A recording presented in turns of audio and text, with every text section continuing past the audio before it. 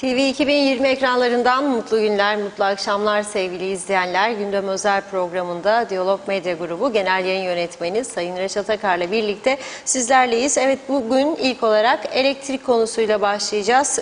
Kuzey Kıbrıs'a Türkiye tarafından bugün 2 jeneratör hibe edildi. Gazi Mausa Limanı'nda törenle teslim alındı. Üzerine konuşacağız. İkinci olarak Avrupa Birliği tarafından yaptırılan kamuoyu araştırmasının 2. bölümü yayımlandı.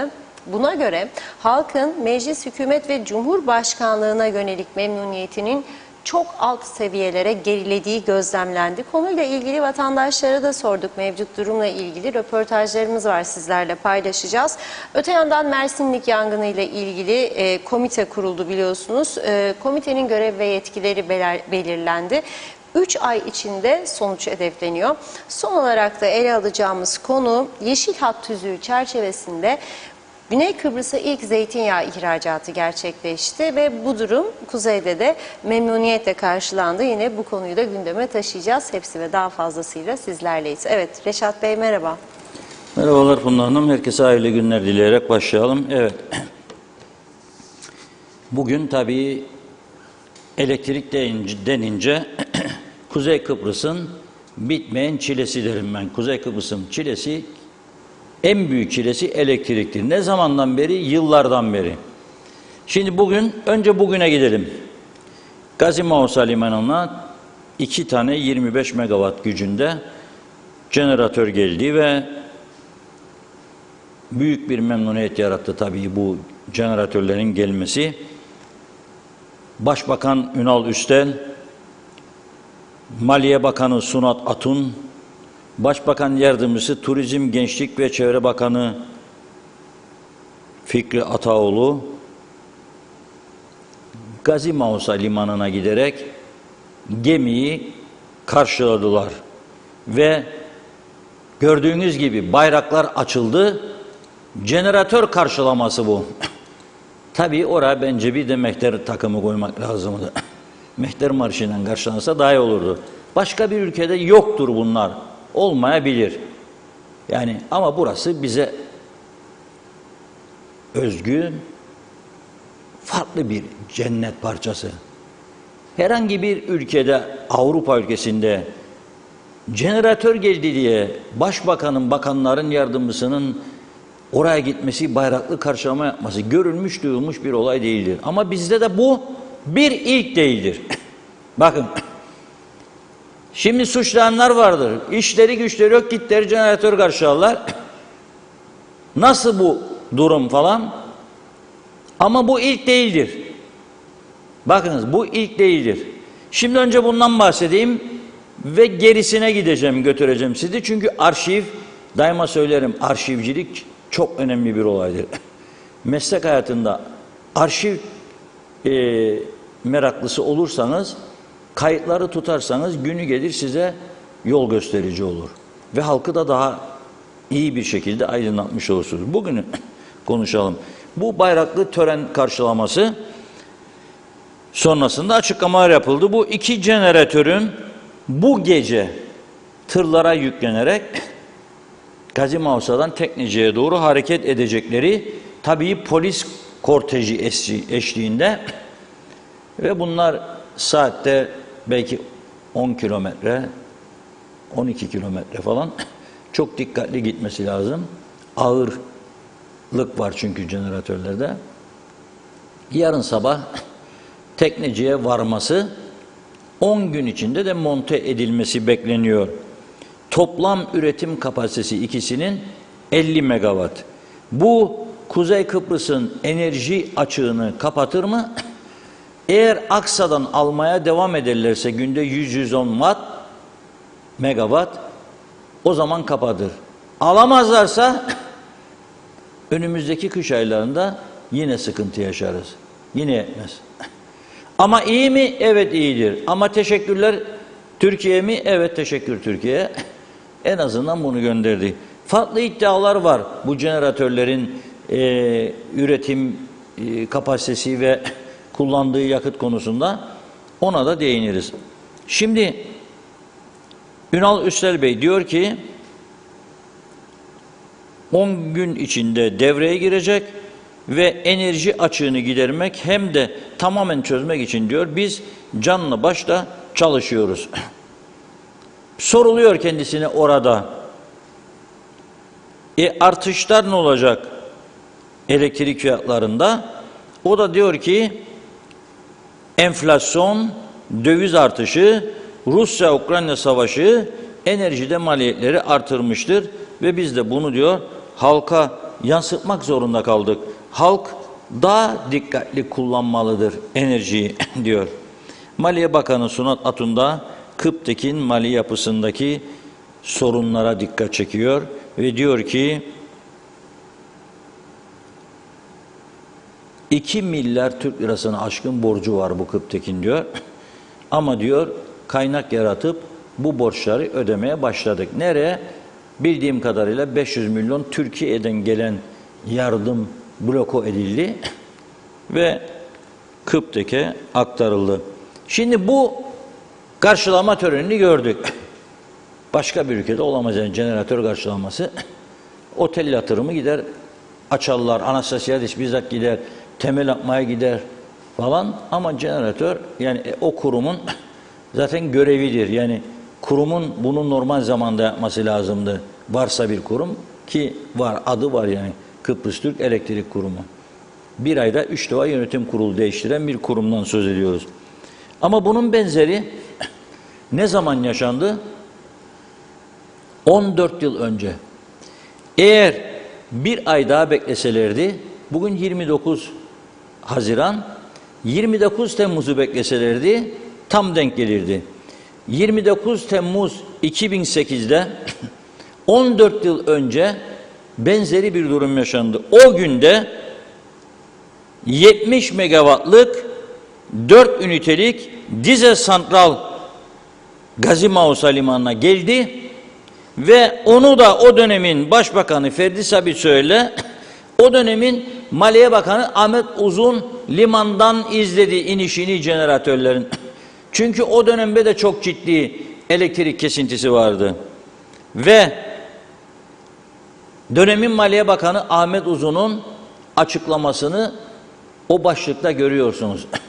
Bu önümüzde Kıbrıs Postası isimli internet gazetesinin veyahut da haber sitesinin 29 Temmuz 2008 tarihli haberidir. Ne diyor? Maliye Bakanı ağzından elektrik sorununu diyor tarihe gömdük. Gömüldü mü elektrik sorunu tarihe? Ne işkenceler çekiyoruz aylardır, yıllardır. Gömemeyiz. Devlet yönettiği sürece bu olayı ve bizim siyaset anlayışımıza göre yönettiği sürece asla ve katla çözülmeyecek bu sorun. Bir ayda 3 defa yönetim kurulunun değiştiği bir mekanizma, bir kurum çözemez elektrik sorununu. Akaryakıt alımından birçok meseleye, diğer ihalelere kadar her şeyinde şaibe varsa, yolsuzluk, suistimal, rüşvet kokuları yayılıyorsa burada sorun bitmez, elektrik sorunu da tarihe gömülmez. Nitekim gömülmedi. 2008'den bahsediyorum. 14 yıl geçti aradan. Gömüldü mü elektrik sorunu tarihe? Hayır. Daha acı bir şekilde çekiyoruz. Bırakın şimdi jeneratör eksikliğini. Elektrik direkleri adanın birçok bölgesinde yan yapmış. Devrilmek noktasında. Birçok bölgede teller kopma noktasında. Ciddi sıkıntılar var. Trafo merkezleri sıkıntılı. Mevcut şu an çalışan jeneratörlerin yedek parça ihtiyacı var. Akaryakıt ayrı bir sorun. İhaleye çıktıydın, çıkmadıydın, aldıydın, almadıydın. O ayrı bir sorun. Yani onun için elektrik sorununun bu anlayışla devlet kontrolünde ve KKTC devlet yönetim anlayışında sona ermesi mümkün değildir. Asla ve katla buna inanmıyorum ben. Güney Kıbrıs'ta da devlet kuruluşudur. AİK isminde bir kurum vardır ve son derece başarılıdır. rakibi olmadığı halde paralı reklam verir gazetelere. Abonelere dönemsel özel indirimler sağlar. Çünkü niye? Rakibinin geleceğini biliyor. Rakip ne zaman gelecek? Şimdi doğal gazından üretim hazırlığını yapan bir özel şirket tarafından %30'unu Güney Kıbrıs'ın elektrik ihtiyacının o şirket karşılayacak. Başka kim? 6 tane, her biri 5 megawatt üretim kapasitesinde güneş enerjisiyle üretim izni verdiler özel kuruluşlara. O gelecek. Başka? İsrail'den gelecek elektrik. İsrail, Güney Kıbrıs'a ve Yunanistan'a günde 3500 megawatt elektrik verecek. Biz şimdi 50 megawatt geldi diye Gazimonsa limanında tören düzenliyoruz, seviniyoruz. Dediğim gibi bir bando takımı eksik orada ya da mehter takımı. Dediğim gibi bir o eksik. Görüyorsunuz işte. Ama güneyde bu kadar üretim olduğu halde ve çok başarılı yönetildiği halde kurum, İsrail'den elektrik gelecek hem güneye hem Yunanistan'a. Günde 3500 megawatt. Tabii orada örgütler, sendikalar, stratejik kurum, işte böylesine stratejik bir meseleyi İsrail'e mi veriyorsunuz? Olamaz, peşkeş çekilemez elektriğimiz İsrail'e. Her hükümet değiştiğinde de güneyde elektrik kurumunun yönetimi değişmez. Elektrik kurumunun yönetimi çok iyi eğitilmiş uzmanlardan oluşmaktadır. Particilik yoktur. Bir olay yaşandı sadece güneydekinde. 74 öncesinde Kıbrıs'ı Türk'e ait olan Tatlısu Mari bölgesindeki arazi önce bir özel şahsa geçmiş. Sonra o özel şahs, yani bizim Türk satmış ona. O da dönmüş elektrik kurumuna satmış ve elektrik kurumu bu arazi devirlerinde o dönemin yönetim kurulu başkanı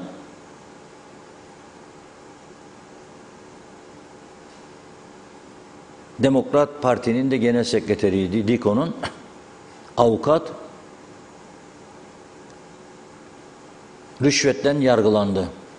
Kendisi gibi 2 yönetim kurulu üyesi ve 2 de yönetici içinde 5'er yıl hapislik aldılar. 5'er yıl arazi satışından 200 bin euro dolayında bir rüşvet döndüğü iddiasıyla bu şahıslar hapis yattılar. 5 yıl hapislik verildi her birine. Ama dediğim gibi güneydeki elektrik kurumu devletin yönetiminde olmakla birlikte sürekli gazetelerde, radyolarda, televizyonlarda reklam veriyor. Rakibi yok, neden veriyor diye bir soruyu kimse soramaz.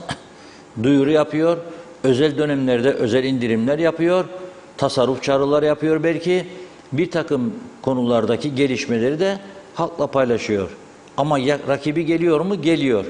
30 megawatt 6 tane güneş enerjisi geliyor. 30 megawatt doğal gazla üretim yapacak olan yeni bir tesis bu yılın sonunda devreye giriyor ve İsrail'den elektrik geliyor. Biz tek başına tekneciyle, elektrik kurumuyla bu işi yürütmeye devam ettiğimiz sürece hani dengeler sendikaya da koruyalım, o da işte bize bağırmasın çağırmasın da hükümetçimiz biraz daha ayakta kalsın. Sonuç bellidir. Karanlıklarda kalmaya mahkum. Nitekim bugün açıklama yapıldı elektrik kurumundan. Bakınız, bu jeneratör elektrik eksikliğinden değil ha. Alçak gerilim elektrik şebekesinde yapılacak proje çalışması nedeniyle yarın Beylerbeyi, Dereboy Sokak, Lale Sokak, Uçurtma Sokak, Sardunya Sokak'a elektrik verilemeyecek. Ne kadar süre? Sabah 9'dan akşam 5'e. El insaf be. 8 saat. Buzlukta ne dondurma kalır, ne tavuk kalır, ne et kalır. Hiçbir şey kalmaz. Bu dondurucusunda yani demek istiyorum. Lefkoşa civarında ise orada alçak gerilim, orta gerilim hattında şebekesinde proje çalışması varmış. Minareliköy, Değirmenlik, Demirhan, Dağ Yolu, 14. Zırhlı Togay arasındaki bölge, o da sabah 09.30 14.30 arasında ne olacak? Elektrik kesintisi olacak. Tabii bu elektriklerle ilgili bir tepki var. Eski Çalışma Bakanı'ndan yine gönderdim arkadaşlara, gelmedi bana. Onun bir çıkışını istemiştim ben. Ama gelmedi. Program başladığı saat ne ananızla konuşun diyorum ne babanızla. Kulaklar ve gözler bende. Kulaklar ve gözler bende. 10 dakika oldu program başlayalı. Ben nefes tüketiyorum burada. Ama görmedi arkadaşlar. Bekliyorum. İnşallah maşallah gelecek. Şimdi bu elektrik meselesini çözmek zorundayız. Bu elektrik bu şekilde bizi bir yere götürmeyecek. Tekrar ediyorum. Götürmeyecek. Yani evet teşekkür ediyoruz. Şükran borçluyuz. 2 tane 25, 50 ama olmayacak. Yine yetersiz. Çünkü mevcut jeneratörler zaten hurdalığa döndü. Kullanılan yakıt korkunç tehlikeli. Kullanılan yakıt korkunç tehlikeli. Bunun doğru dürüst ölçümü yapılmıyor. Halka bilgi verilmiyor. Teknecik santralından çıkan zehirli gaza baktığımızda dumanlara simsiyah. İşin ne kadar tehlikeli boyutta olduğunu anlamak zor değildir. O yüzden diyorum, yani bu işe kalıcı bir çözüm getirmek lazım. Şimdiki Maliye Bakanı iddia ediyor, kendisine bağlı elektrik kurumu. Diyor ki o da 2008'deki Maliye Bakanı gibi biz diyor tarihe gömeceğiz demiyor ama ona benzer sözler söylüyor. Diyor ki biz diyor bu sorunu çözeceğiz diyor. Elektrikte sıkıntılı dönem sona erecek diyor. Ama kendisinin kaç ay görevde kalacağını ben bilmiyorum ki. Mesela 6 ay sonra sorabilir miyim kendisine bu soruyu, görevde olup olmayacağını bilmiyorum. Siz demiştiniz hani falan filan diyebilir miyim? Olup olmayacağını bilmiyorum. Belki 3 ay sonra yoktur. Belki 6 ay sonra yoktur. Belki 1 yıl sonra yoktur. Bilemem. Yani 59 günde biz hükümet değiştik. 6 günde gene hükümet değiştik. Son 1 ayda 3 defa yönetim kurulu değişti. Yani iyi ki de bulabiliyorlar bu kadar yönetim kurulu üyesi insan. O yüzden bu elektrik konusunu çıkış gelmeden ben mecburen şeyden okuyarak cep telefonundan devam edeceğim. Gerek kalmadı artık şeye gelmesine, çıkış. Eski Çalışma Bakanımız Hasan Özbaflı diyor ki Mausa Limanı'na vasıl olan jeneratörlerin teslim alınması esasında Başbakan ve Maliye Bakanı'nın yaptığı açıklamaları hayret ve esefle izledik. Maalesef Sayın Başbakan yanıltılmıştır. Ve o da halkı yanıltıyor diyor. Gelen diyor dizel jeneratörlere santral süsü verilmeye çalışılıyor. Oysa bu aygıtlar santral falan değil diyor. Son derece pahalı yakıtla çalışan jeneratörlerdir. Bu tür makineler ancak çok acil durumlarda, deprem, doğal afet veya askeri operasyonlarda maliyet unsurunun önemli olmadığı alanlarda kullanılır. Örneğin diyor bu jeneratörün çıkarılması ile elde edilecek elektrik bugünkü yakıt fiyatları ile kilowatt başına 8 lira 50 kuruşa mal olacaktır diyor. İyi dinleyin. Bize 2 lira 30 kuruşa satıyorlar. Eğer 8 lira 50 kuruşa mal olacaksa bu açık nasıl kapanacak? Hasan Bey'in söylediğine bir bakmak lazım diyor. Devleti yönetenler enerji konusunda halka bilgi verirken çok dikkatli olmalıdırlar diyor. Sayın devlet ve hükümet yetkililerimize tekrar hatırlatmak isterim diyor. Yüzer santral Carpo Powership ülkemizin enerji sorununu çözmek için görev beklemektedir diyor. Kıp'taki maliyetinin çok altında temiz ve istenildiği kadar elektrik vermeye hazırdır. Bunu değerlendiriniz, boş geçmeyiniz lütfen diyor. Ama değerlendirme niyeti olmadığını ben anlıyorum. Yani normaldir, onların politikası budur. Onu da göreceğiz.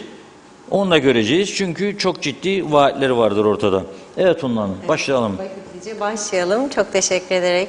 Cansu Hayat kırmızı halı da serseydiler. İsmail Kerçin sıcaklar Mesarya'yı yakıyor, kavuruyor demiş. Mehmet Uluçaylı kolay gelsin. Bülent Lider Mehmet Küçük güzel programlar dilerim yazmış.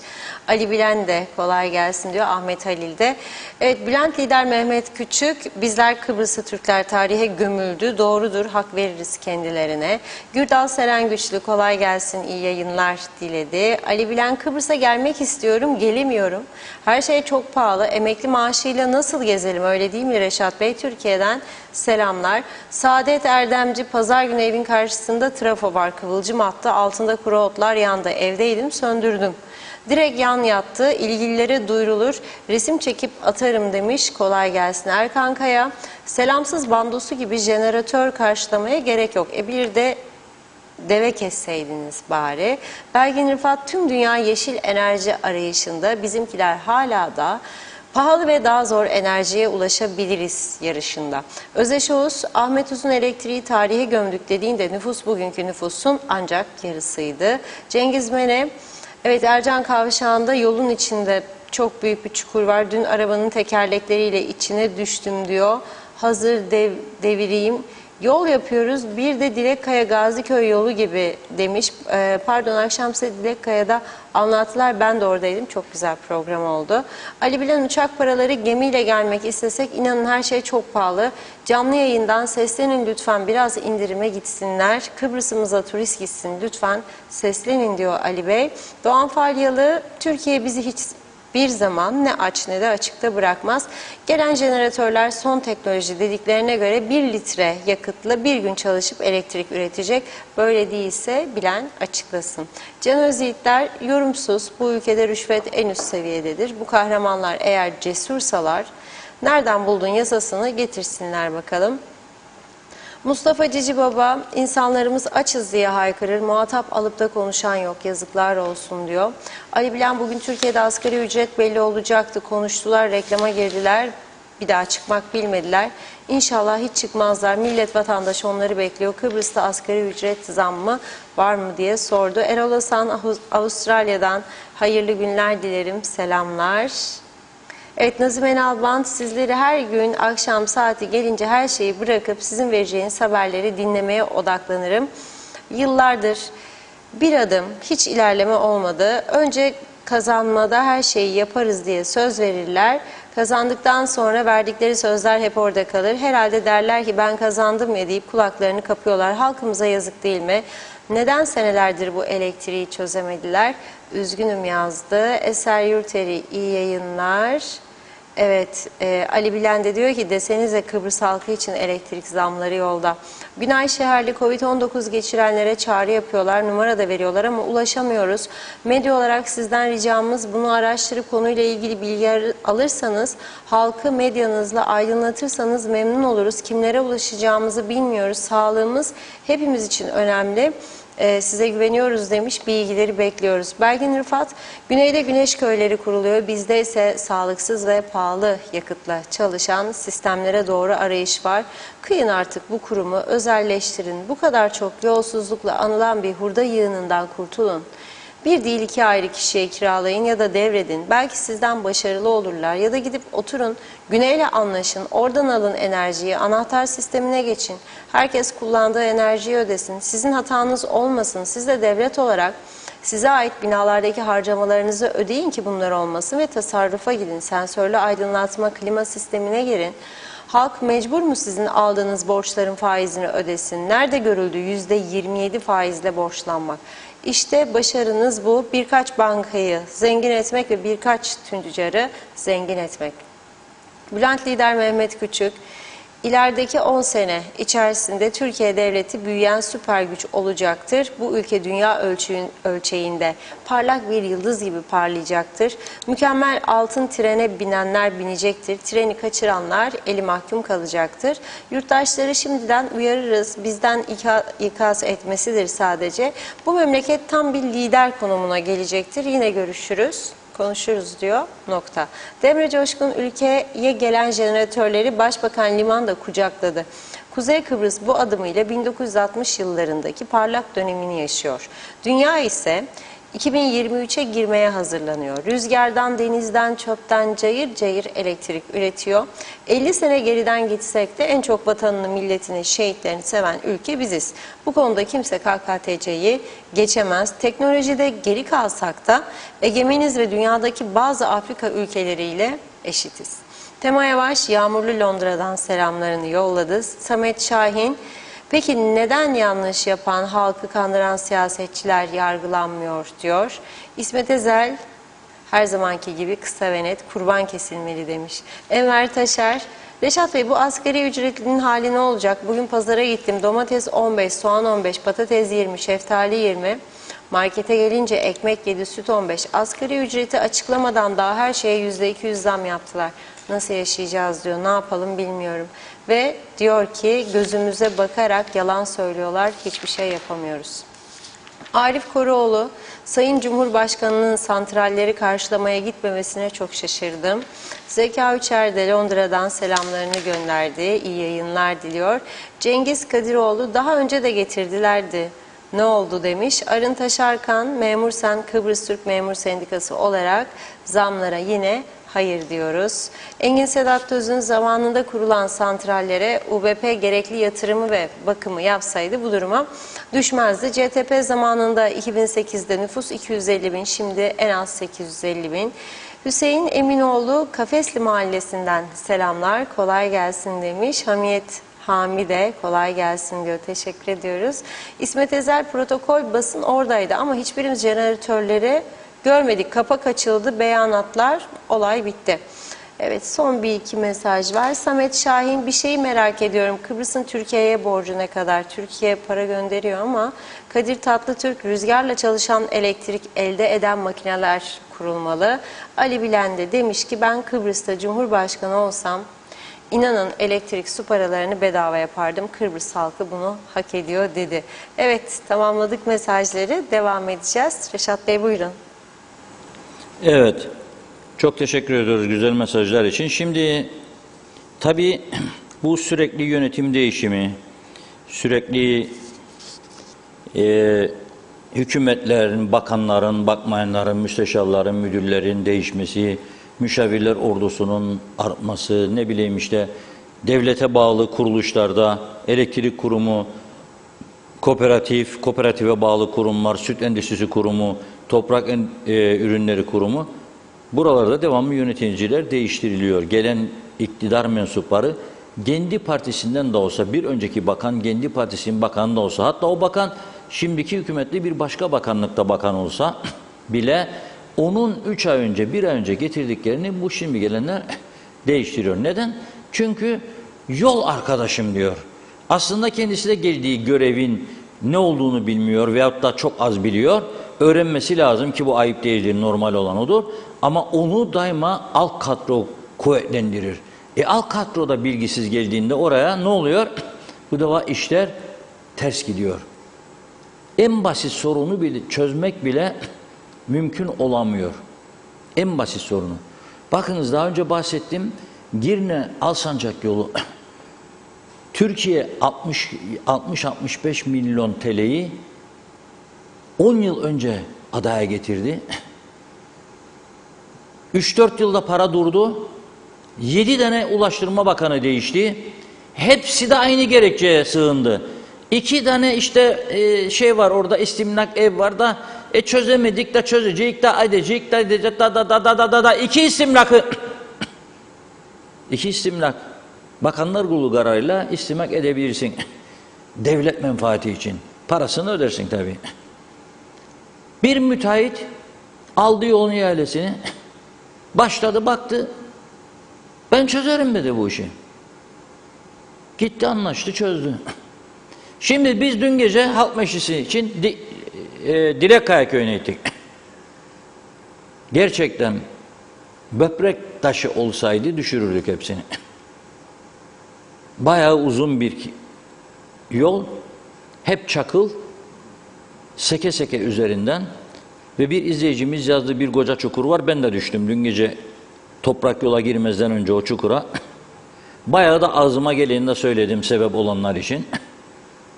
Çünkü bir lastik parçalanacak 6.000 kusur TL'dir. 6.000 kusur TL'dir. Ağzıma geleni söyleyeceğim tabii vatandaş olarak. O saat hakkımdır. Pencereleri de kapalı, duymazlardı beni, merak etmeyin. Sonra geçtik Çakılyol'a. Küçük bir köy olmasına rağmen 100'ün üzerinde vatandaş geldi programa. Hemen hemen hepsi bu konuya değindi. Birçok o bölgede yaşayanlar. Hatta eylem falan önerenler oldu. Eylem kararı alınmasını isteyenler oldu.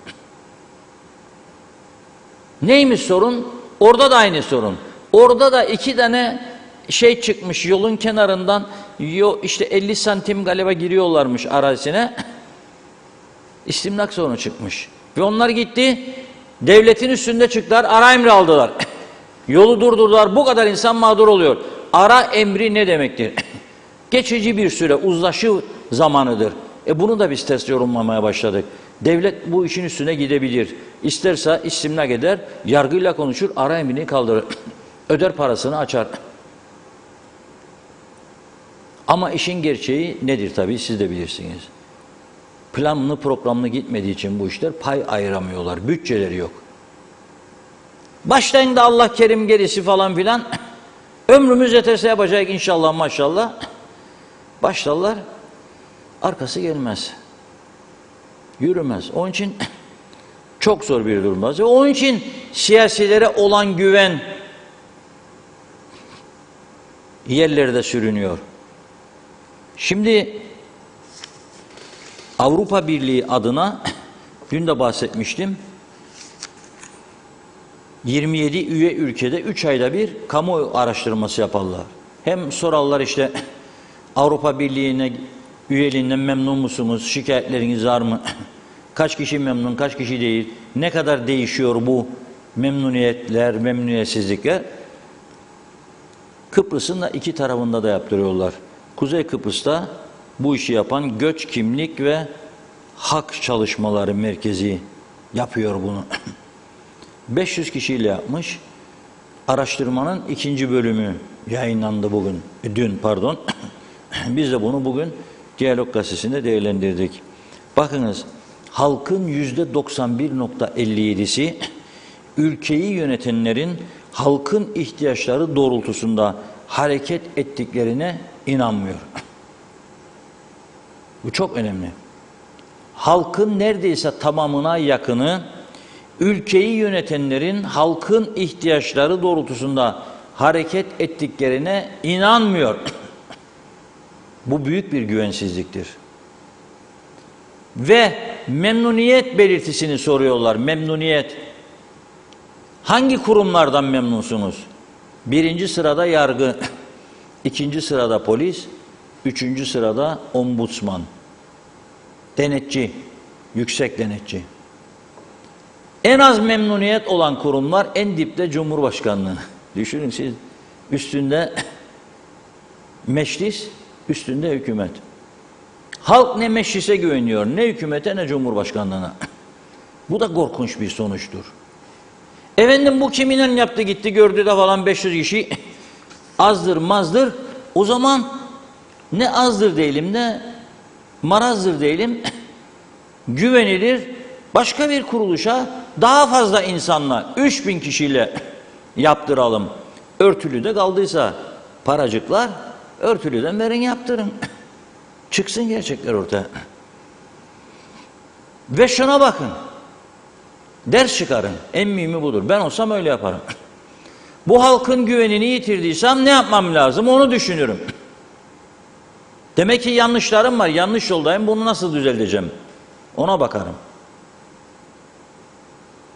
Ama durum hiç de iç açıcı değil. Bir de halkın beklentisi %65 civarı isteği Euro'ya geçiş. Çünkü Türk parası sürekli değer kaybettiği için bu pahalılığın ondan kaynaklandığına inanıyor halk. Geçilebilir mi geçilemez mi çok tartışıldı. Kimisi geçilebilir diyor, kimisi geçilemez diyor. Ama bu konuyu Avrupa Birliği ile Kuzey Kıbrıs'ın yetkilileri en azından siyasi partileri resmiyet ortaya koymadan bakandır bakmayandır parti yetkilisi olarak AB yetkilileriyle konuşabilir. Nitekim konuşuyorlar zaman zaman. Brüksel'e heyetler gidiyor, Strasbourg'a heyetler gidiyor. Oturup ciddi konuşup Ondan sonra halkı aydınlatabilirler. Çare isterlerse bulurlar. Ben o inançtayım. Çare bulunur. Çare bulunur. Mesela yedik canımızı bittik. Güney'e mal satalım. İnanılmaz bir şey. Dün baktım sanayi odasından açıklama, memnuniyetler havada uçuyorlar. Ne olmuş? 5. 6. denemede ticaret odasında sanayi odası uçuyorlar. Sevinçten 5-6 kez denemişler. AB'nin talimatı olmasına rağmen Rum tarafı zeytinyağını sokmamış. Burada üretildiği halde. Çünkü ne diyor onlar? Çalıntıdır zeytin ağaçları. Bizim ağaçlarımızdan çaldılar, zeytinyağı yaptılar da bize satacaklar. Neyse dün herhalde 7. denemeye, 6. deneme pek kaçıncı deneme olduğunu bilmiyorum ama en az 6'dır yani ondan eminim.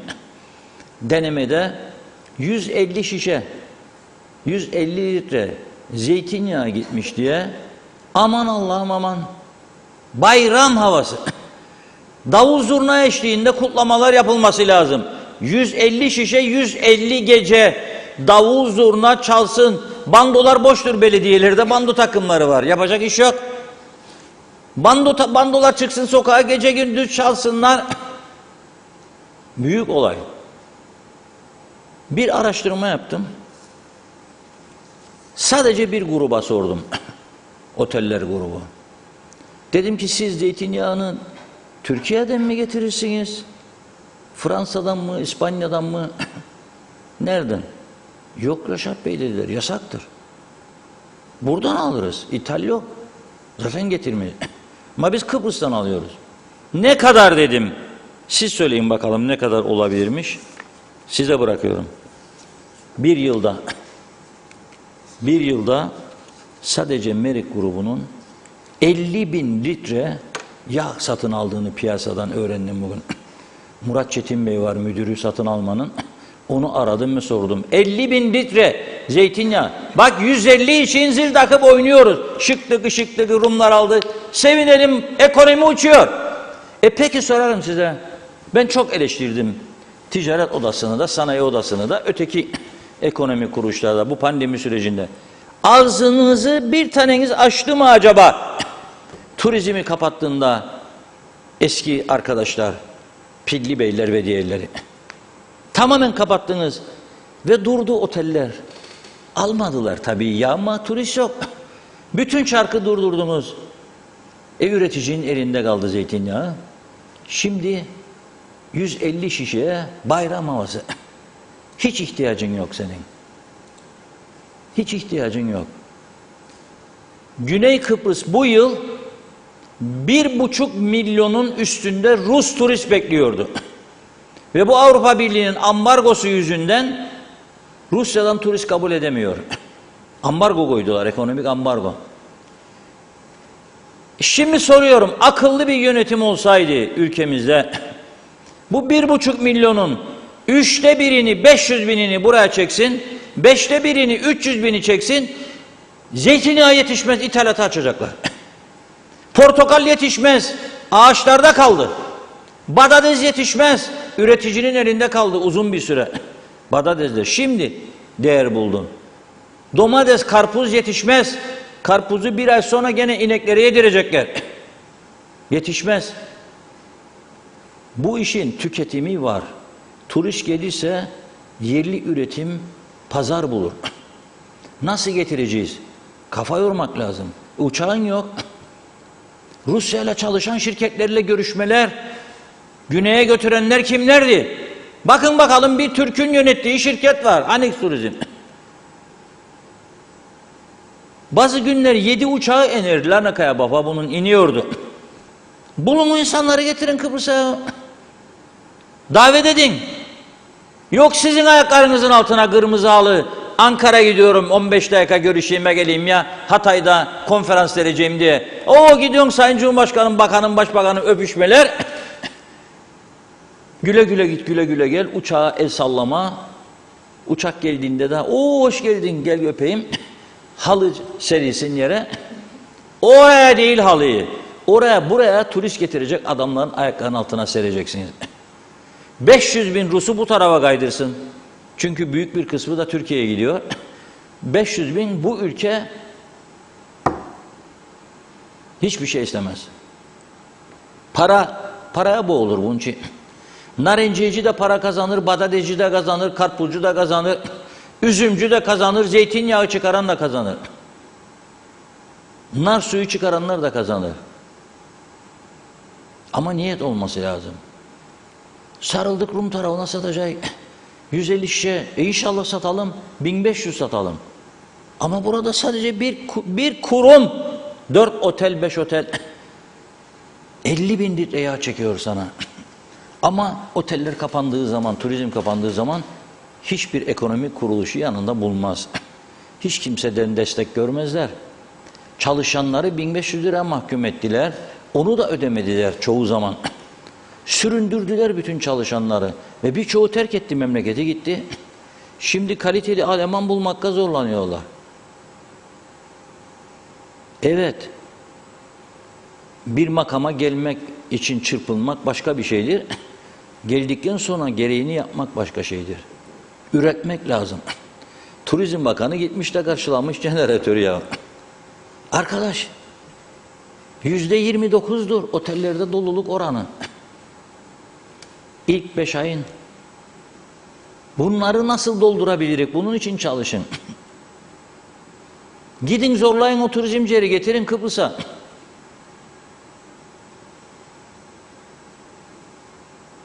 El atın Girne Limanı'na, antik limana.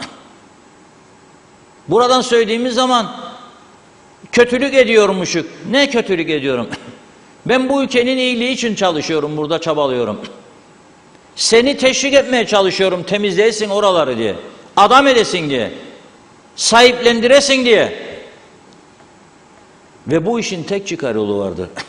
Antik limanın özelleştirilmesi, Ayia gibi, Limassol gibi, Larnaca gibi. Ve en fazla buna karşı çıkanlar baş çözümcülerdir sözde. Ve onlara her zaman şunu sorarım buradan. Siz yarın çözüm olduğunda Ayia 300 milyon euro harcayıp Mısırlı'nın yaptığı limanı ele mi geçireceksiniz? Devlet kontrolü mü geçireceksiniz? Eylem mi yapacaksınız orada? Limanın yanına yaklaştırmazlar sizi. Ballozlar kafaya vurduğunda o kanı kimse durduramaz. Adım attırmazlar sizi.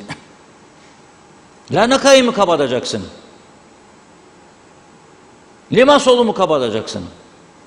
Neyi kapatacaksın? Peki oraya gelince ne güzel gidip limanın önünde fotoğraflar çekilir.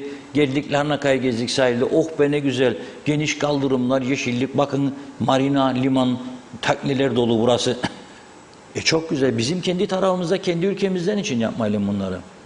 Üstelik bedava bulduk. Savaş sonrası ele geçirdik. Kendimizin bir kuruş alın teri yoktur buralarda. Bir kuruş. Neyi becerdik? Batırmayı. Tertemiz aldık, batırdık, batırdık, batırdık. Batırmaya da devam. Yok be arkadaşlar. Birileri bizi durduracak. Durduracak. Er veya geç durduracak bizi. Aklımızı toplamazsak çok çekeceklerimiz vardır. Çok. Ve bu anket sonuçlarına lütfen bakınız.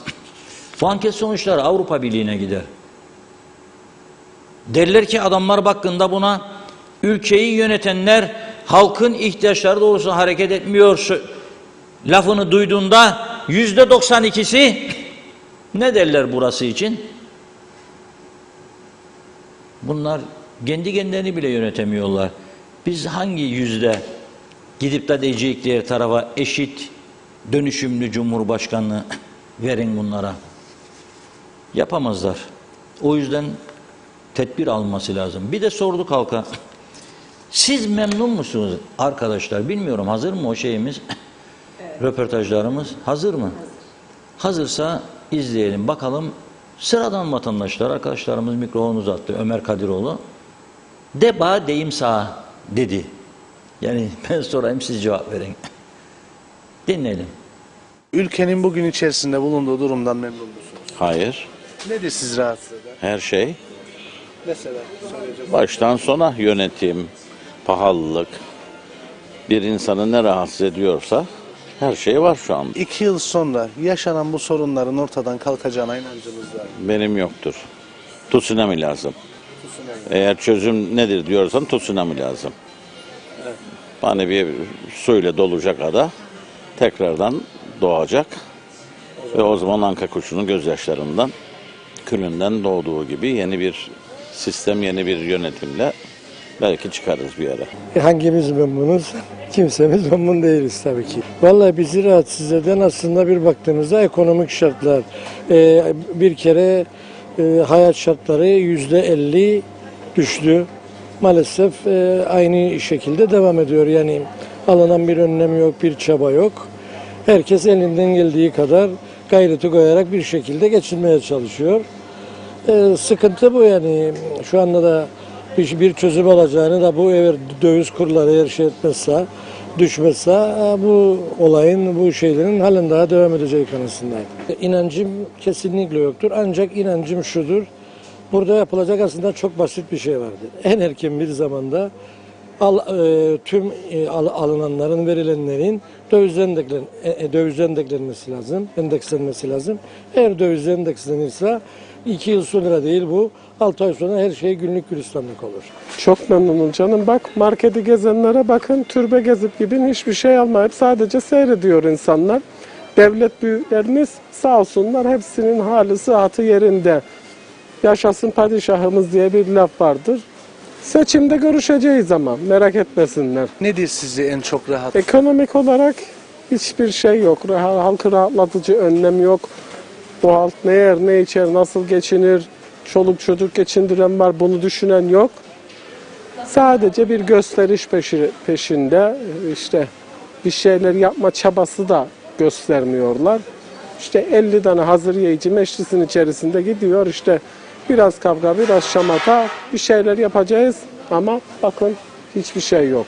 İnancım değil de umarım bu ekonomik sorunlarla yaşayıp da o günleri görme şansımız olacak mı diye düşünüyorum. Şu an olarak temel girdi maddelerin, özellikle yiyecek, gıda, bu tür şeylerin halkın daha iyi ulaşabileceği şartlarda olması gerekiyor. Yani sütüdür, etidir, temel tüketim malzemesi dediğimiz malzemelerin daha uygun şartlara getirilmesi gerekiyor. Ki halk bunu sadece kendimizle belirlemememiz lazım. Genelleme yapmamız lazım. 2 çocuğundan asgari ücretinden ev kirası ödeyip ev geçindirmeye çalışan insanlarımız var. Bunları da düşünmemiz lazım. Sadece burada devlet memuru yaşamıyor bu ülkede. Özel sektörde vardır. Özel sektörün bir sorunlarını çözmeye çalıştıkları gün zaten ne olacağını daha iyi rahat anlayacaklardır diye düşünüyorum. Nedir sizi memnun eden? Hava güzel. Yani ironi yapmaya çalışıyorum. Yoksa ağzım bir açılırsa kapanmaz. Fiyatlar klasik, herkesin yaşadığı sıkıntı. Hani ciddi konuşacaksak fiyatlar. İşte seçe seçe 40 dereden 40 su getire bir şeyleri nasıl ucuza getiririz yapmaya çalışıyoruz aslında. Ama bununla birlikte de yaşamaya devam etmeye çalışıyoruz. Hükümetin değişmesi lazım mı? Beyinlerin değişmesi mi lazım? Kimse memnun değil. Ekonomik belirsizlik, bak ekonomi kötü durumda ama daha kötüsü bir belirsizlik var. Kimse önünü göremiyor. Esas sorun o. Gelirler şu an devletin kalmadı. Mesela turizmden vardı, öğrencilerden vardı. İşte bu pandemi sekte vurdu, bunlar durdu. Yani bunların hep geri gelmesi lazım. Çok zor günler yaşıyor. Hiçbiri sözünün adamı değil. Eri değil. Biz emekli insanlarız. Tamam. Efendime söyleyeyim, bir aldığımız ilaç paramızı kurtarmıyor.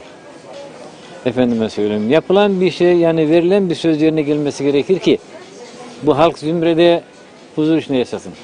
Yani halkı çok perişan etti. Halk çok perişan. Gelen giden aradır derler ya. Aynıdır. Memnun olan birinin olduğunu zannetmiyorum ekonomik krizden dolayı. Valla bağlı tartışılıyor. İnşallah kalkacak. Yine vardır.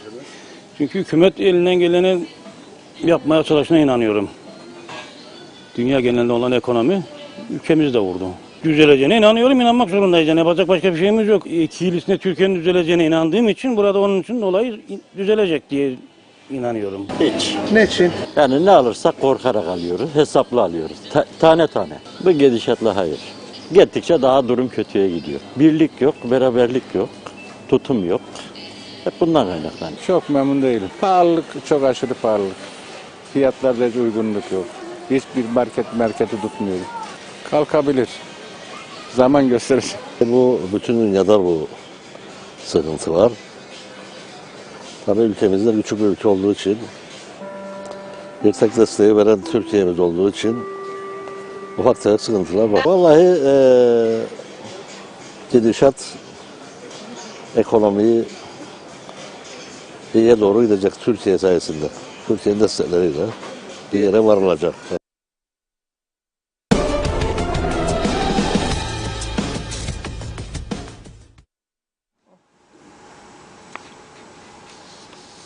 Evet, gördük vatandaşlar da gidişattan pek memnun değil. Yani genellikle ortak dert pahalılık. Yani hemen hemen herkes pahalılıktan şikayet ediyor. Tabii bu arada da Temmuz sonuna zamlı maaşlar için çalışmalar yapılıyor. İnşallah zamlı maaşlar verilecek ama önemli olan fiyatlar nerede duracak? Maaşlar daha cebe girmeden zamlar başlarsa nerede duracak? Yani ciddi bir sorun var. Her an bir olumsuzluk yaşama gibi bir psikolojik sıkıntısı var vatandaşların. Mesela dün bir anda bizim arkadaşlar dedi ki gidip arabaya benzin koyayım. Niye? Akaryakıt bayileri yarın benzin satışını durduruyormuş. Eylem. Niçin? Çünkü akaryakıt satan şirket demiş ki bundan böyle size vadeli vermem veya 15 gün verirdim. Şimdi bir hafta. Parayı peşin isterim. Tamam be arkadaşlar. Bu yani sürekli bir gerilim yaratma. Zam gelecek yine sevkiyat yok. Depolarında var arkadaşların fakat dağıtmıyorlar. Veya sadece kendilerine bağlı bayilerde, kendilerinin işlettiği istasyonlarda bizzat bulunuyor. Nedir yani bu? Benzin param var, benzin koyamayacağım. Durduydu, duracaktı, geldiydi, gelmeyecekti. Paramı alıyorsun, elektriğimi devamlı kesiyorsun. Yok, üretim yetersizliği kesiliyor. Yok, orta gerilim kesiliyor. Alt gerilim kesiliyor. Trafo bakımı kesiliyor. Elektrik direklerinde arıza kesiliyor. Hangi çağdayız ya? Nasıl gidecek bu memleket bu şekilde? Her taraf sorunlar yumağı, her taraf. Bunun için çok ciddi bir çalışma yapılmalı, ciddi önlemler alınmalı. Ve bugün bir açıklama yapıldı. Tabii işte medyanın rolü burada son derece önemlidir. Mersinlik orman yangınıyla ilgili 2 tutukludan biri 2 gün önce, biri de dün kefaletle serbest bırakılmıştı. Şimdi bugün gazetede var. Bu yangından sorumlu tutulan Halil Kartal 30.000 Türk lirası ödeyerek serbest kalmış. Ne zaman yargılanacağını bilmiyoruz. Bugün oldu, hala da Orman Dairesi'nin detaylı bir açıklama gelmedi. Onlar da bakanlıktan bekliyor. Bakandan da gelmedi. Bakan sadece soğutma çalışmaları oluyor, devam edecek. İşte şu gibi açıklamalar. Hayır arkadaş, senin partinin de olsa, partili milletvekilin veya bakanın da olsa gerçekleri açıklamak zorundasın. Orada o gözleme evini bu şahsa kim verdi? Bir, oraya bu kayıtsız hurdalık dozerin gitmesine ve yol açmasına kim izin verdi? O evin etrafının tellenmesine kim izin verdi? Mahkemeye yansıyan bilgiler diyor ki yasa dışı, keyfi, yol açmada, telleme de, içindeki inşaat da ve o dozerin oraya çıkması da. Siz ne konuşmuyorsunuz? Ve şimdi bir meclis araştırma komitesi kurdular. bu araştırma komitesi ne yapacakmış? Resmi gazetede açıkladılar. Yangının nereden çıktığını 3 günde polis mahkemeye aktardı. Bu arkadaşlar 3 ay istiyormuş. 3 ay. O zamana kadar zaten ateş tam söner, küllenir. Kimse de Mersinlik yangını konuşmaz, hatırlamaz da. İnşallah gerçek rapor ortaya çıkar. Kimler varmış bu komitede? Söyleyeyim. UBP grubunu temsilen Özdemir Berova, Fırtına Karanfil ile Hasan Küçük, CTP'yi temsilen Erkut Şahali ve Şifa Çolakoğlu. Hadi bakalım. İnşallah doğru dürüst bir çalışma yaparlar. 3 ayın içerisinde bu komite araştırmasını sonuçlandıracakmış.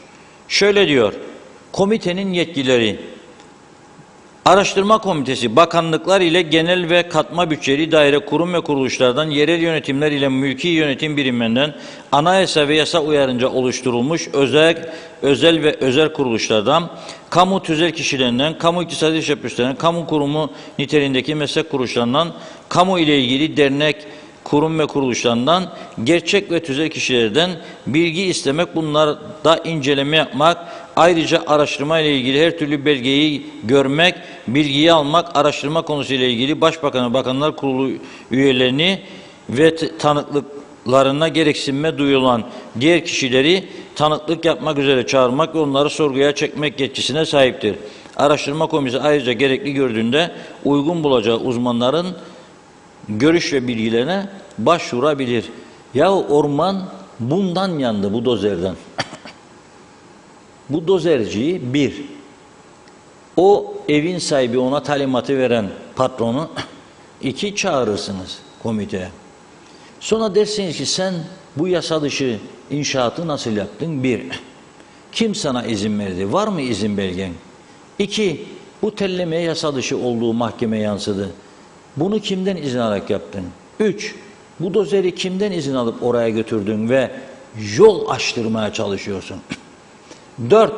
Bu evi aldığın, yaptığın yetmezmiş gibi izinsiz üstündeki gözleme evini sana kim, kaç paraya verdi? Bunları dinlersiniz. 2 kişi.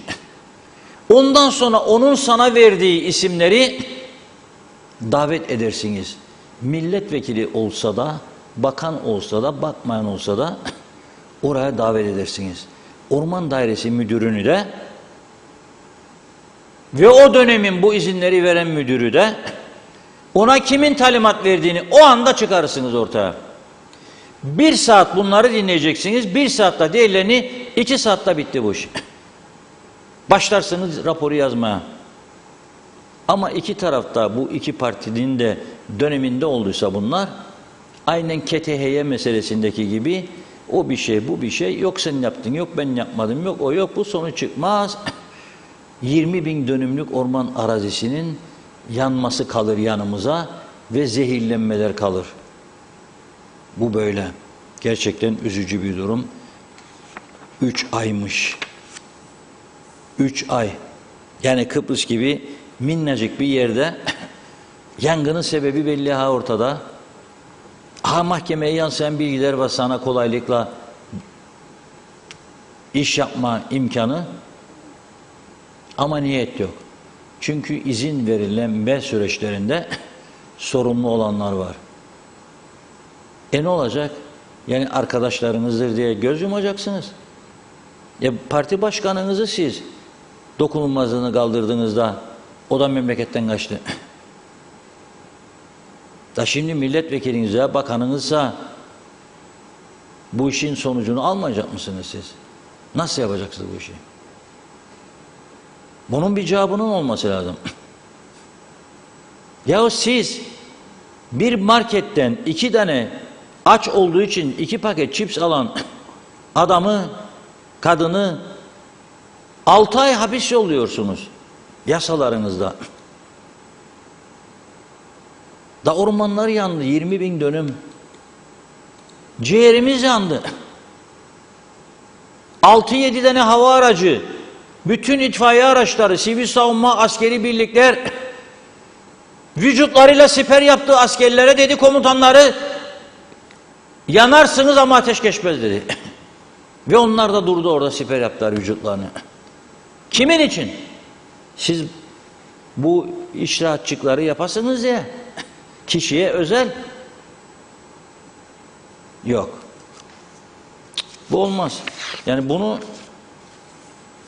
bu komite üyelerinin çok hızlı bir şekilde sonuçlandırmasını diliyorum. Ve ciddi ve cesurca. Neyse gerçek o. Yapabilirlerse buradan alkışlar onlar için. Göndereceğiz alkışlar. Evet Funda Hanım. Evet. Buyurun. Mesajlara başlayalım. Yine her zamanki gibi arada biraz kayıplar oldu. Nilüfer Canova, Reşat Bey 2,5 milden Türk tarafına geçer geçmez koskoca çukura düşmeyen olduğunu sanmıyorum. Aylardır böyle. Sayaraker Finlandiya, İsveç NATO'ya giriyor. Kıbrıs NATO'nun sanki kölesidir. Özgür olamadık. NATO silahları ensemizden eksilmiyor. Mehmet Şenler kolay gelsin demiş. Nazime Nalbant, evet yurt içinde yurt dışında herkes sizin programı izliyor, görüyor. Reşat Bey ne derse çok doğruları söyler. Haberin adresi Diyalog'tur. Çok güçlü bir ekibiniz var demiş.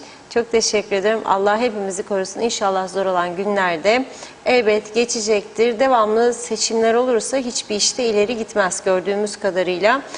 Ne olur biri çıkmayacak mı bu sorumluları tez çözsünler? Halkını düşünenler olursa her şeyde de bence olur. Kıbrıs'ta ancak hep seçimler, zamlar daima olur. Başka bir şey duydunuz mu soruyorum. Evet, Samet Şahin, ülkenin nüfusu belli değil demiş. Şu anda ne plan yapacaklar diyor. Ersin Semi kolay gelsin dedi. Belgin Rıfat, yalnız hükümetler değişmiyor, bir de bakanlıklara istedikleri gibi daire ya da kurumlar lara bağlıyorlar. Enerji Bakanı Olgun Amcaoğlu elektrik kurumu maliyenin şemsiyesinde bu nasıl olur? Bal kaymak mı arıyorlar? Acaba anlamış değilim.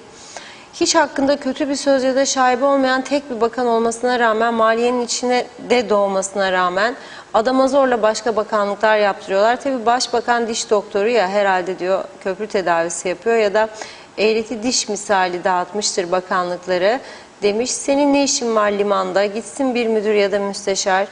Ne gerek var diyor, bakanlıklarınızdan çıkasınız. Allah aşkına, demek ki hiç işiniz yok demiş. Sorry diyor, ben Londra'dan böyle görüyorum. Yücel Barbaros, bu halkta %91 kadar memnuniyetsizlik var. Bir seçim yapılsa bu idarecileri yine bu memnuniyetsiz kişiler %40'la yine seçer. Belgin Rıfat, 120 şişe toplamda 90 litre yağ organik ve eski yöntemle üretildiği için gönderebildiler. Bir de köy kooperatifi oldukları için, yoksa bunu da gönderemeyeceklerdi demiş. Ethem Durak, halkın çoğu Avrupa'ya geçmek ister diyor. Lincoln'un oğlunun öğretmenine yazdığı mektupta şöyle der. Öğretmenim diyor ama hiç çözemedim ki Ethem Bey ya, kusura bakmayın. Evet, Deniz Barış, tek bir gerçek var, gücünüze gidebilir diyor ama taraf tutanların da zoruna gitsin demiş. CTP'nin elektrik kurumuna yaptığı yatırımın %50'sini yapsaydı bugün kurum hiçbir elektrik sorunu olmazdı. Bütçesi çok güçlü olurdu. Filtre de takardı, jeneratörünü değiştirip doğal gaza geçerdi. Kurumun düşmanı UBP'nin tüm gelmiş geçmiş enerji bakanları, YDP'den Arıklı Yönetim Kurulu başkanlarından Büyük Yılmaz kurum müdürü, şu an hepsi de ve şimdiki sendika. Bu küçük adada kim ne olduğunu herkes, hatta kendileri de biliyor. Eğer bu yazdıklarım yalansa yargıyı denetlemeye, yargılamaya buyurun, çağırıyorum. Görelim kimler çıkacak altından. Ben kimlerin olduğunu çok iyi biliyorum demiş. Evet, Ali Bilen Hatay'dan selamlarını yolluyor. Mete Güneyhan, Annex Tur'un sahibi gelmişti ya pandemi döneminde. Adamı linç etmedikleri kalmıştı. Evet, Belgin Rıfat, Reşat Bey, bizdeki turizmi baltalayan faktörlerin başında uçak fiyatları ve aktarmalı yolculuklar. Yani şükran ve teşekkürler diyor Türkiye'ye. Enver Taşer, bu ülkede her şeyin pahalı olmasının sebebi Enver Bey'e göre diyor ki nüfus çok kalabalık. O yüzden her şeye korkunç zam yapıyorlar. Nüfus kalabalık olduğu için alıcı çok, nüfus az olsaydı pahalı sattıkları mallar ellerinde kalacaktı demiş. Nüfusun azalması için de her bir iş yerlerinde gece gündüz demeden baskın yapıp ne kadar kaçak işçi varsa tespit edilip sigortalı yapmak gerekiyor. Hükümete kaynak olsun. Kaçak işçi çalıştığı için para cezası kesmeleri gerek. Hele bu Afrikalı kişilere gelince gerçekten artık çok fazla oldular. Mahalle aralarında yarı çıplak bağırarak geziyorlar. Reşat Bey, ben adım gibi eminim bu kaçak kişiler ve Afrikalılar gitsin. Eskisi gibi olmasa da bundan çok güzel olacak. Çalışanların kıymetleri bilinecek, işçi değerli olacak. İnşallah maşallah sizin dediğiniz gibi iyi yayınlar. Ali Bilen, evet Almanya Türkiye'den işçi almak istiyor. Vallahi ben gitmek isterim. İngiltere'ye işim hazırda gidemiyorum. Keşke vizesiz olsa gidebilsek. Türkiye'de iş bulan yok. Herkes kaçıyor. Sayar Aker, yanlış yaptığımız bir gerçek. Yalnızlığımızı inkar etmeyelim diyor. Şımarmaları tamamen kaldıralım. Euro ile dansa başlayalım. Putin'den uzak duralım. Kanlı rublelerle duble kaldırılmaz. Osman Bey'e Direkkaya yolu gündeme geldiği için sonsuz teşekkürler demiş. İnşallah erken zamanda yolumuz biter diyor. Kufi birinci, sorun bakalım Moskova'dan Ercan'a bilet kaç para? Bir anne oğlunu gelen hafta getirmek için 40 bin lira ödedik. Evet, korkunç paralar. Deniz Barış, arada fark var demiş. Güneyde düzen var, bu tarafta peşkeş ve hırsızlık. Orada özelleşince ucuzlar, bizde özelleşince daha pahalı olur. Nazime Nalbant, hayallerimizden, umutlarımızdan sakın vazgeçmeyelim. Merhametli, saygılı ve birlik beraberlik olsun. Bunları yaparsak bakın neler olur. Yarın görüşmek üzere dedi. Emojileri. Belgin Rıfat, İtalya'da terk edilmiş boş evleri bile dış cephesini devlet boyatır, bakım yapar. Balkonlarına çiçek eker diyor. Sırf görüntüyü bozmamak için. Orada yaşayan yaşlı nüfus bile ev temizliğine kapı önlerini süpürmek, yıkamakla başlar. Ve evlerde gerek balkon gerekse pencere pervazlarında çiçekler, ekerler, bakarlar. Bizde kişisel bakım, bencillik birinci sırada demiş. Kapı önümüz çöplük, kimin umurunda diyor. Nikos Bülent Antonio, Reşat Bey, Yeşilçam sinemasının bir yıldızı söndü. Başımız sağ olsun. Bu pahalılık ne olacak? Reşat Bey, 10 euroya aldığımız yağ şimdi 30 euro. Benzin 1.90, saygılar. Sayar Aker, ben olsam şikayet etmem. Genç emekliler cennetidir KKTC demiş. Doğan Falya'da her şey uzaktan bakar olduk. Hidayeti Devlet, Akçalıker Mehmet adına hutbe okutup para bastı. Tabi sonunu getiremedi. Osmanlı orduyu gönderip tepeledi onu. Vur elini masaya, okut hutbeyi, bas paranı. Paran yoksa boş iş. Necdet Mavi Gözlü, Kuzey Kıbrıs Birleşik Afrika Pakistan Cumhuriyeti'nden bize iyi yayınlar diliyor. Anca şimdi yetişebildim. Gündeme Afrika kökenli insanları getirdiniz mi bilemiyorum. Benim yanımda KKTC'nin en büyük tehlikesi ve konusu budur demiş. Tekrardan izleyeceğim. Sevda Uçar, 22 tane yumurta, bir tane süt ve bir John kahve almış, 118 lira. Sustum diyor. Ne desek boş. Açız be Cumhurbaşkanı. Ey yüce meclis. Selam Reşat abim demiş. Teşekkür ederim Sevda Hanımcığım. Eskül Mehmet. Ama söyledim isminizi. Evet, Ali Bilen, Türkiye'de dünyanın en yakışıklı jönünü kaybettik. Kahraman Türk, Atatürkçü Cüneyt Akın. Allah rahmet eylesin, nurlar içinde uyusun diyor. Belgin Rıfat'ta herkes kendini nasıl kandırıyor Reşat Bey? Hiçbir yerde Kıbrıs'ta yapılan haksız zamlar yok. Kıbrıs'ta savaş mı var? Türkiye'de savaş mı var? Tamam, Rusya tahıl petrol konusunda dünyayı etkiledi ama bizim tüccarlar terazinin ayarını çok kaçırdı. Hep kendilerine, devlet yöneticilerine papağan gibi pandemi ve savaş dedik. Sonra onları iyice hodri meydan deyip vuruyorlar diyor. Ayıptır demiş, hiç mi vicdanları yok? Evet, bir iki mesaj var, onları da okuyup ara verelim. İsmet Ezel, komite demek yaz tahtaya demek. Levent Yüksek, meclis birçok konuda araştırma komitesi kurdu geçmişte. Hangisinin finalini gördük? Üstelik mecliste 3 ay yaz tatilinde. Pertev Kalkener, diline sağlık. Bülent Lider Mehmet Küçük, zeytin ağaçları bu kadar kıymetliyse niçin imara kapalı bölgelerdeki inşaat alanlarındaki ağaçları kesiyoruz? Neden Omorfo'daki narenciyeleri dünyaya ihraç etmiyoruz? Bu ağaçları niçin deniz sularıyla suluyoruz demiş. Evet, Fevzi Teke, hayırlı yayınlar, Londra'dan selamlar dedi. Cemal Güven, içimizi karartan şahıs, Hadi orman evini kiraladı. Gözlem evini ne amaçla kendine kiraladılar? Acaba 7/24 dağları mı gözetleyecekti? Bu katakulli işlere sebep olanlar en ağır cezayı almalılar demiş. Evet, Belgin Rıfat da diyor ki ne gerek var özel kurul kurmalarına? Polis, itfaiye, mahkeme yeterli değil mi? Neden Kalkanlı Yaşlı Bakım Evi için kurmadılar bu kurulu? Neden fahiş fiyatlandırmayla ilgili araştırma yapmazlar? Neden elektrik kurumundaki yakıt alımlarını araştırmazlar? O kadar zor mu? Hem Reşat Bey bu şahsla 95'te 10 yıllığına kiralama yapmışlar. Yıl 2022, ne arar bu mülk o adamda, yoksa tapusunu mu aldı diyor. Doğan Falyalı tam da üstüne bastı. Oynamak istemeyen geline top sahası bile dar gelir demiş. Olay bu, anlaşıldıysa maşallah, anlaşılmadıysa anlaşılır inşallah dedi. Evet, bir ara verelim, devam edeceğiz. Sözü Reşat Bey'e bırakıyorum, buyurun. Evet, teşekkür ediyoruz güzel mesajlarınız için.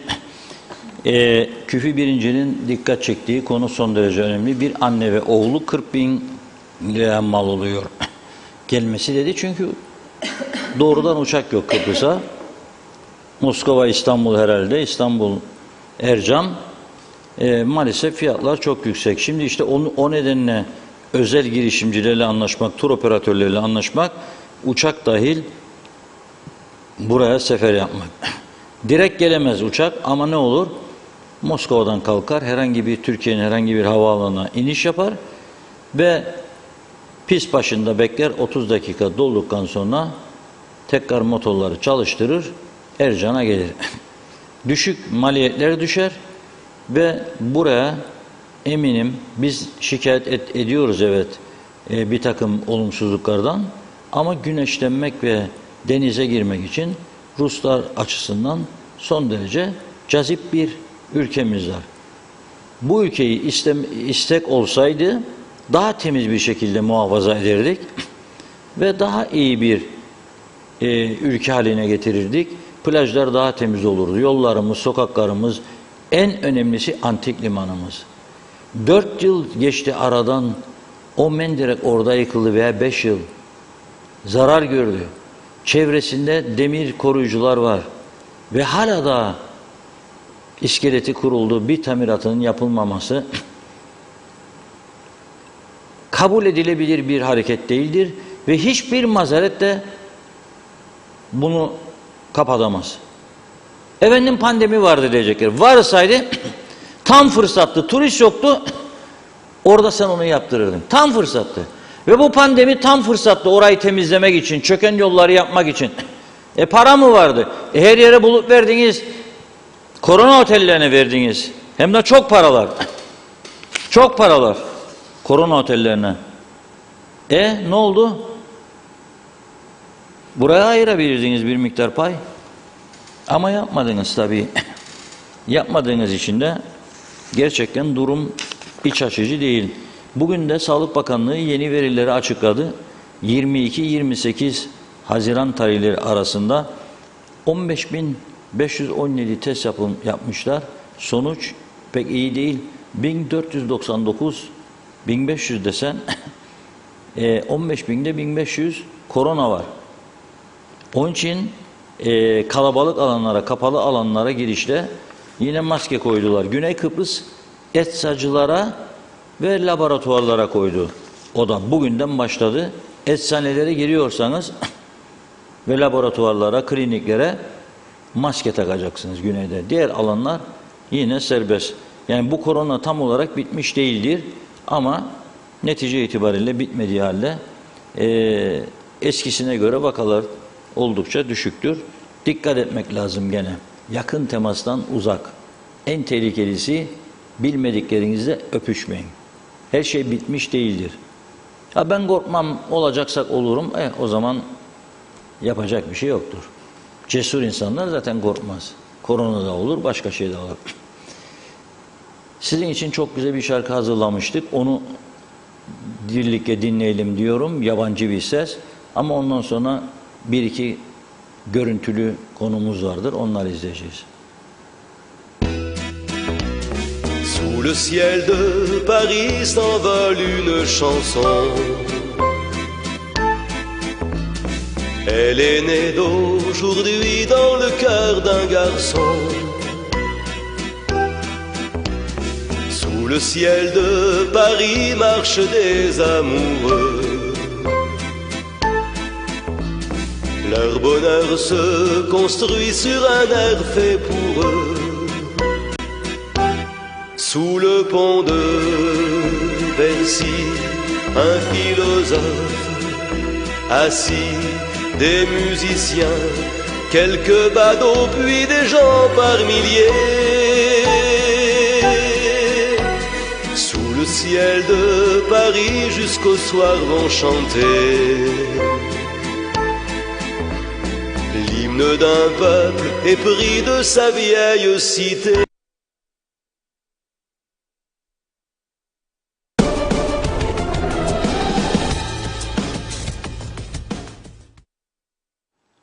Evet, şarkıya da bir nazar geldi. Şarkı yarıda bitti. Güzel bir şarkıydı aslında ama bu kadar da olsun dinledik. Sorun değil, yarın daha iyisini dinlemek lazım. Yani ben şarkıyı seçiyorum, arkadaşların yayına vermezden önce baştan sona dinlemeleri, varsa bir faul düzeltmeleri lazım ama onlar da yoğun çalışıyor. Dolayısıyla bugün böyle, dün akşamında yorgunluğu var. Halk meclisi. Zaten o yolda gitmek başlı başına bir dert. Çakılların üstünde seke seke gidiyorsunuz. 2 saat, 2,5 saat program. Program öncesi, program sonrası hoş geldin, hoş bulduk, vedalaşma, fotoğraf çekmeler, güzel şeyler oluyor. Ondan sonra tekrar dönüş yolu falan, işte gece yarısını buluyoruz. Çakıl falan dedim de bugün bir arkadaşımız bir şey gönderdi bana. Kısa bir video gönderdi. Ona bir bakalım isterseniz birlikte. Sesli verelim isterseniz arkadaşlar, verilebilirse. Var mı ses?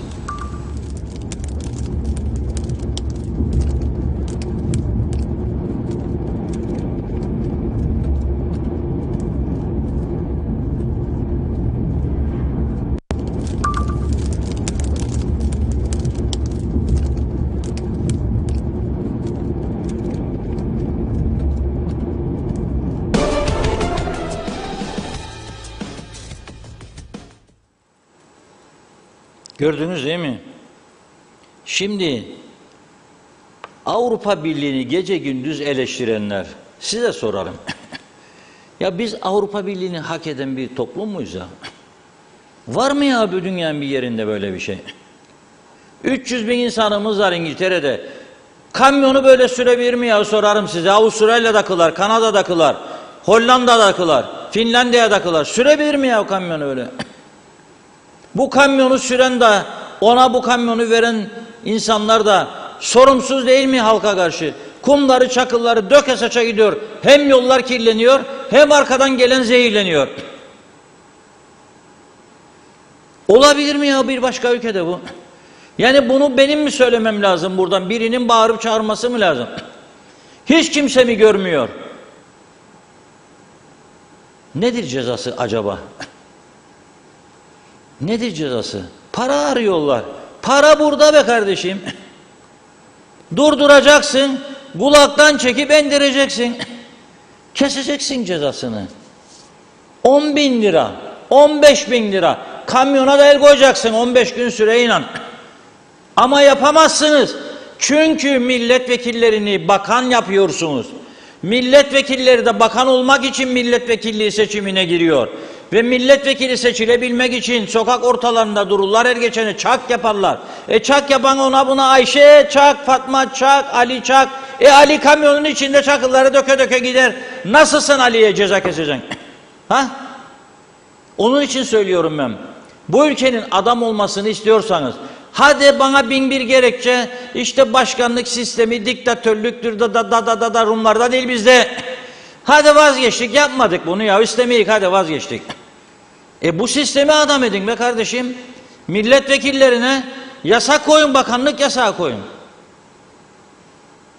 Bir kişi meclisin içinden hükümeti kurmakla görevlendirilir, kabinesi teknokrat olur. Ve o da teknokratlara taahhütname imzaladır, güneyde olduğu gibi. Anastasiadis'in elinde bütün bakanların taahhütnamesi vardır. Herhangi bir yolsuzluk iddiası veya bir suçlama karşısında kendi gönlümle ayrılacağımı taahhüt ederim diyor. Hiçbirinin bir şey söylemesine gerek yok. Meclis başkanı en fanatiklerden idi. Anastasiadis'in sağ kolu gibiydi. Farklı partiden de ama çok destekçisiydi. Ne oldu? Pasaport ıskandalına adı karıştı diye bir televizyon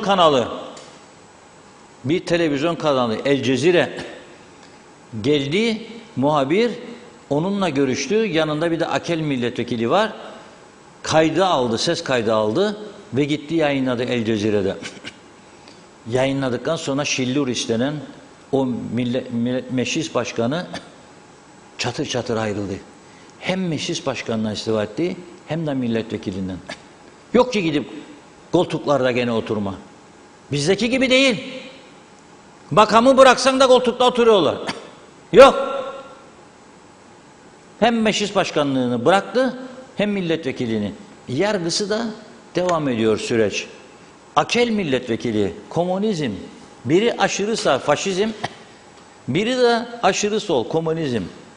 O da girmiş bu çetenin içine. O da nemalanmış. O da şu anda milletvekili değil, çatır çatır istifa etti.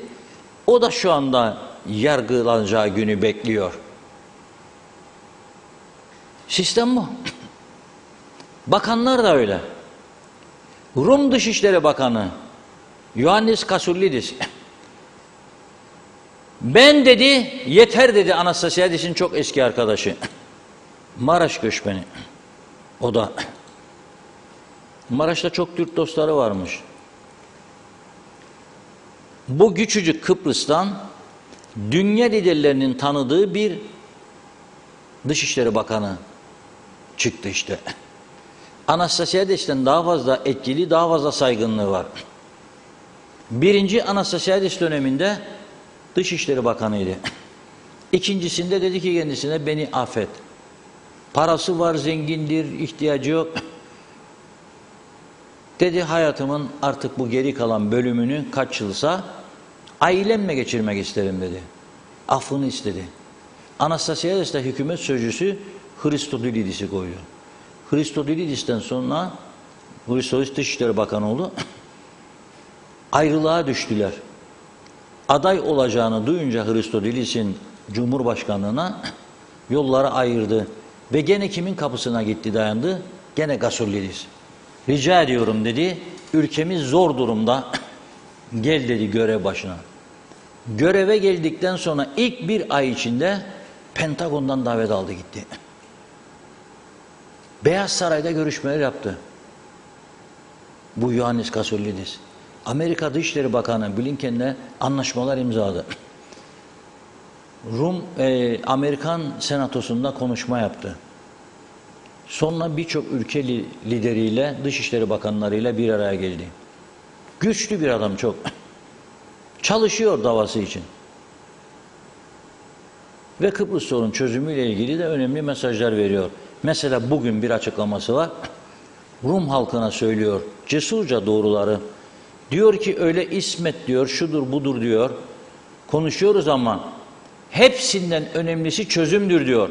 Çözüm olmadığı sürece bizim diyor enerji politikamız ileri gidemez. Yani doğalgazı çıkarık ama satamayız. Çünkü Türkiye üstünden gitmesi lazım.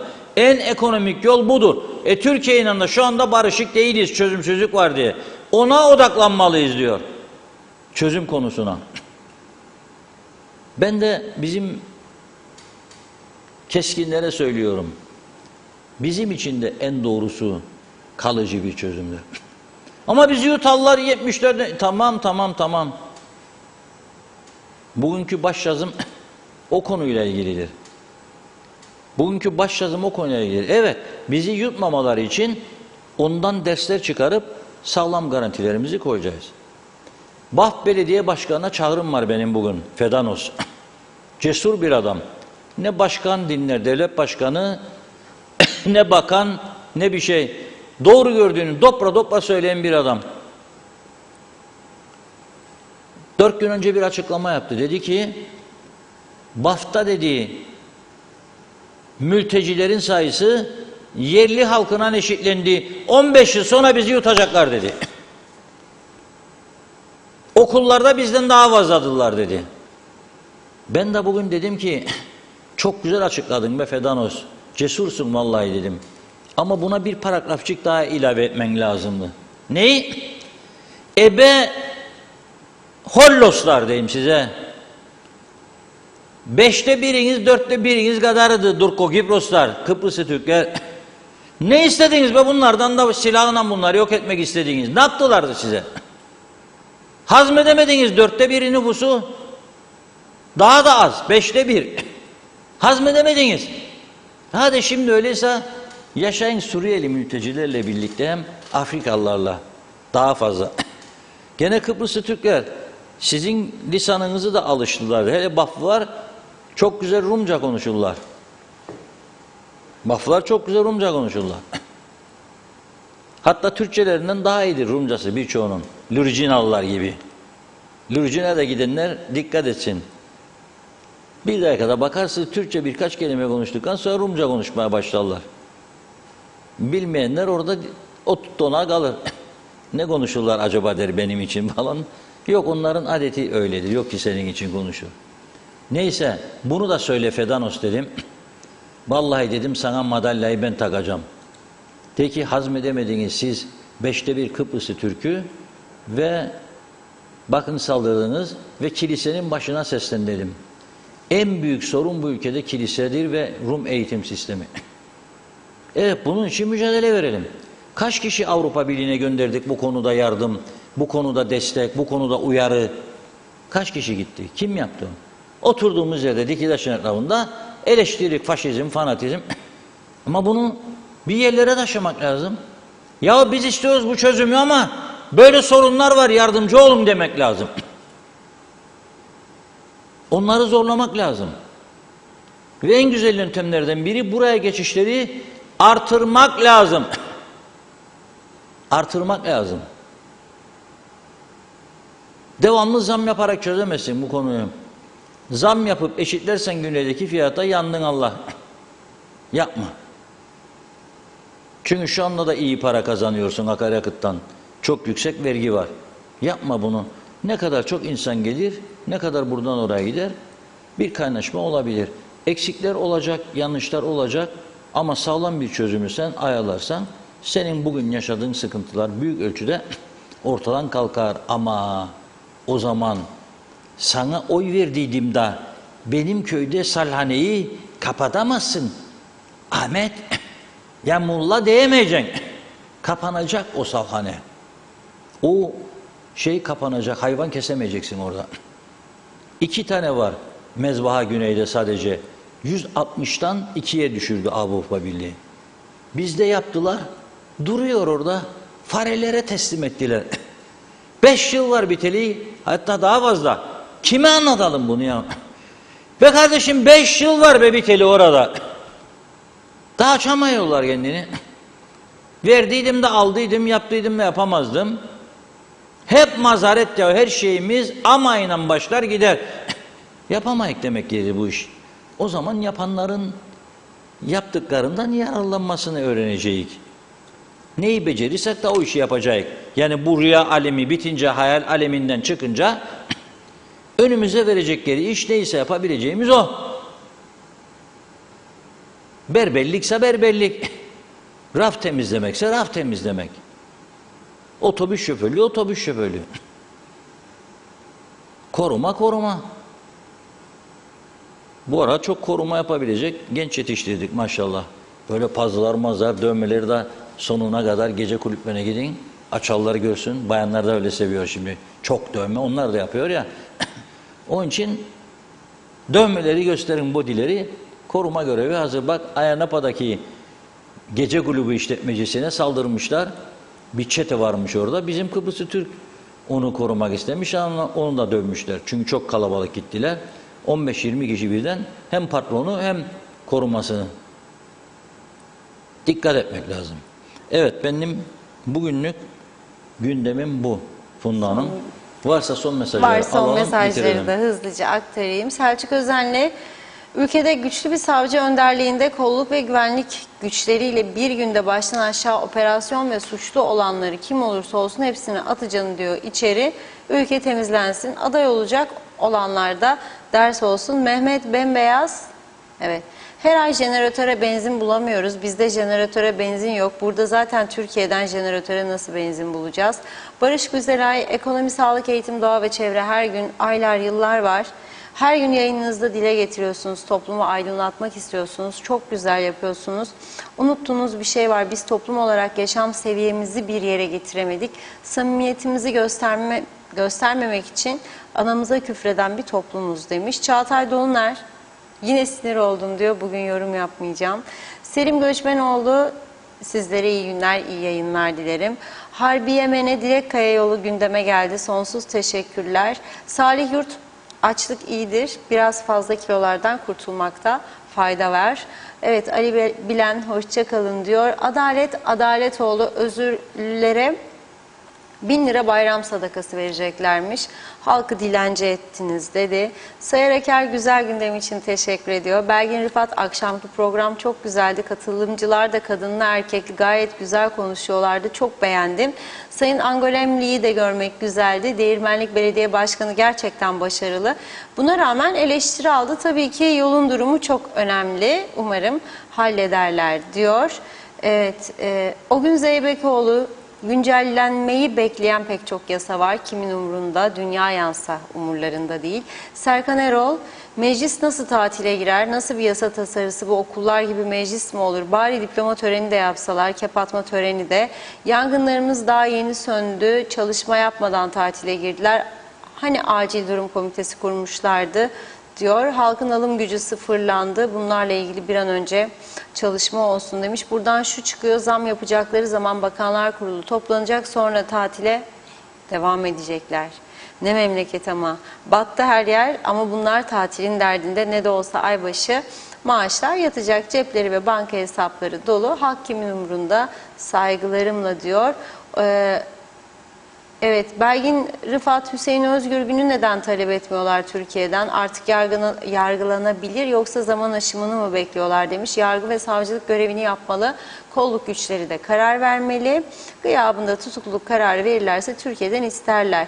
İbo Can, ev kiralarına bir düzenleme getirecekler mi? Bir tutmaya gittiğinde cebinden en az 15-20 bin lira gidiyor. Sterlinle kiralanıyor. Çok ev sahibi. Hükümet bu konuya bir el atacak mı? Maaş sadece eve gidiyor ve bir düzensizlik var. Neymiş? Ev, deniz, dağ görüyormuş. Sanki denizde ya da dağda yatacağız. İnsanlar yok markete, ana caddede bile diyor. Bunları bitirecek bir düzenleme yapar mı bu hükümet dedi. Ercan Köseoğlu, evet, dün ve bugün arkadaşım Mustafa Zaimoğlu ile özel telefon şirketine gittik. Arkadaşımın sorunu çözülemedi. Sorumluyla görüşmek istedik. Kıbrıs'ta sorumlu yokmuş. İşte özel sektör bu. Yorum sizin diyor. Evet, Necdet Mavi Gözlü, burası Kuzey Kıbrıs Birleşik Pakistan, Afrika Pakistan Cumhuriyeti. Reşat Bey, kamyonun çakıl taşlarını dökerek gitmesi gayet normal. Bir de iki eşit egemen devletten bahsediyorlar. Parantez içinde ben değil diyor. Bizi idare ettiklerini sananlar, ben de diyorum ki hadi oradan, sizi ancak yama olursunuz. Siz kim? İki eşit egemen devlet kim? Güney Kıbrıs'a geçemeyen vatandaşlara sesleniyorum. Geçenler bilir. Güney Kıbrıs başka bir memlekettir. Biz iki eşit egemen devlet değil demiş. Çok değil, Kuzey Kıbrıs Birleşik Afrika Pakistan Cumhuriyeti olacağız. Adım adım oraya doğru gidiyoruz. Benden bugünlük bu kadar dedi. Hasan Kebapçı, gözünüz aydın, yeni jeneratörler geldi. Elektrik kesintisi olmayacak. Yalnız bu jeneratörlerin yakıtı 2 kat daha pahalı. Bu da yeni zam demek. Son olarak da Nurcan ablamın mesajını okuyayım. Nurcan Uzmaner Mısırlısoy da bizlere iyi yayınlar diledi. Evet, çok çok teşekkür ediyoruz. Reşat Bey, son olarak eklemek istediğiniz?